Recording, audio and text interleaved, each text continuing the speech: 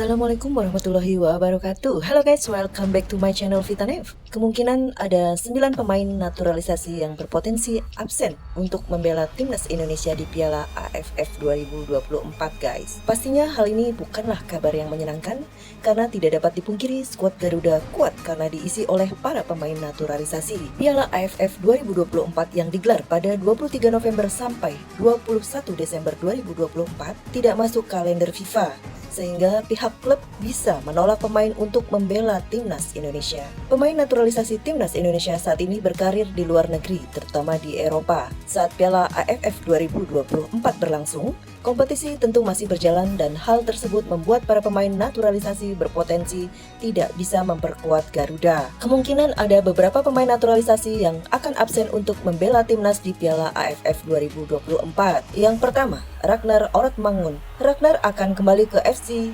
Groningen pada musim depan.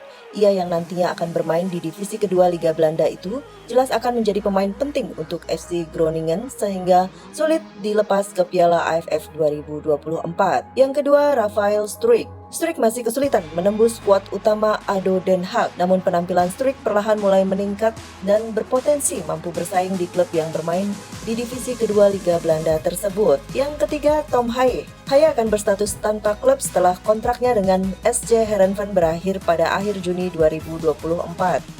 Beberapa tim Eropa pun diisukan tertarik kepada Haye, sehingga menantikan akan berlabuh kemana main berusia 29 tahun tersebut. Yang keempat, Ivar Jenner. Jenner masih berada di Jong Utrecht alias tim muda dari Utrecht. Dengan kondisi itu, ia justru memiliki kans yang cukup besar untuk membela timnas Indonesia di Piala AFF 2024 jika belum bergabung dengan skuad utama. Yang kelima, Nathan Zoaon. Nathan yang sempat dipinjamkan ke SC Heerenveen akan kembali ke Swansea City pada musim depan. Nathan tampil memukau selama membela timnas Indonesia U23, itu pun berpotensi akan tetap dimainkan oleh klubnya saat Piala AFF 2024 berlangsung. Yang keenam, J.I. Jazz. Klub Venezia saat ini sedang berjuang untuk tampil di Serie A 2024-2025.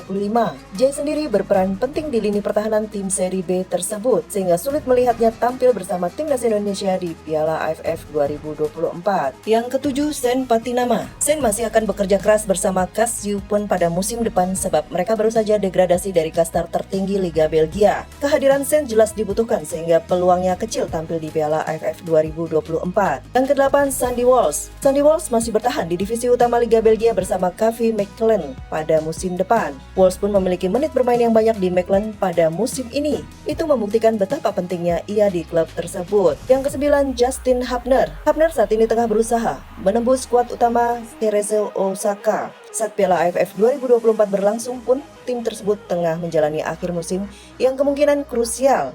Karena itu sulit melihat Hubner akan dilepaskan Cerezo Osaka. Kalau menurut saya sih guys, justru dengan absennya para pemain naturalisasi di ajang Piala AFF 2024 memberi kesempatan untuk para pemain Liga yang dipanggil oleh Garuda untuk menunjukkan performa terbaiknya di ajang Piala AFF 2024. Walaupun seperti yang netizen katakan hanya ajang Piala Ciki, tidaknya momen baik untuk meningkatkan performa para pemain Liga yang dipanggil nantinya. Kita beralih ke kualifikasi Piala Dunia yang sebentar lagi, timnas Indonesia akan berlaga di Stadion Utama Gelora Bung Karno, Jakarta Pusat guys. Peluang timnas Indonesia untuk lolos ke babak berikutnya sangat besar sekali. Timnas Indonesia sudah mengantongi 7 poin dari 4 pertandingan. Timnas Indonesia unggul 4 poin dari Vietnam di posisi ketiga. Timnas Indonesia juga unggul 6 angka dari Filipina di posisi terakhir. Dikutip dari akun Instagram resmi Timnas Indonesia, tim Merah Putih tinggal memenangkan 1 dari 2 laga tersisa untuk mengamankan tiket ke putaran ketiga. Timnas Indonesia bisa lolos jika mendapatkan 2 hasil imbang dan Vietnam meraih 2 kemenangan di 2 laga sisa.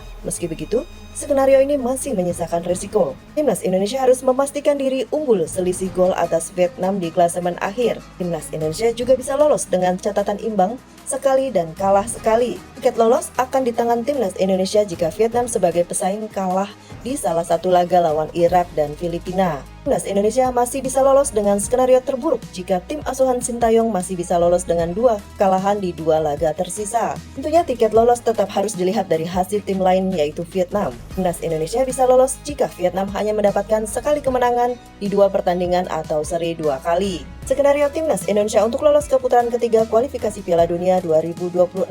Jika menang, timnas Indonesia cukup memperoleh sekali kemenangan antara melawan Irak atau Filipina. Jika seri, Timnas Indonesia seri 2 kali dan Vietnam menang 2 kali, maka Indonesia akan lolos jika unggul selisih gol dengan Vietnam. Jika Timnas Indonesia seri sekali dan kalah sekali, maka Vietnam harus kalah sekali. Jika Timnas Indonesia kalah 2 kali, maka Vietnam harus seri 2 kali atau menang hanya sekali. Kita doakan dan dukung Timnas Indonesia menang ya guys. Jadi untuk lolos ke putaran ketiga kualifikasi Piala Dunia 2026, Timnas Indonesia sudah aman. Sampai jumpa di Gelora Bung Karno guys. Salam sehat untuk Anda semua. Thanks for watching. Jangan lupa like, comment, subscribe ya. Wassalamualaikum warahmatullahi wabarakatuh.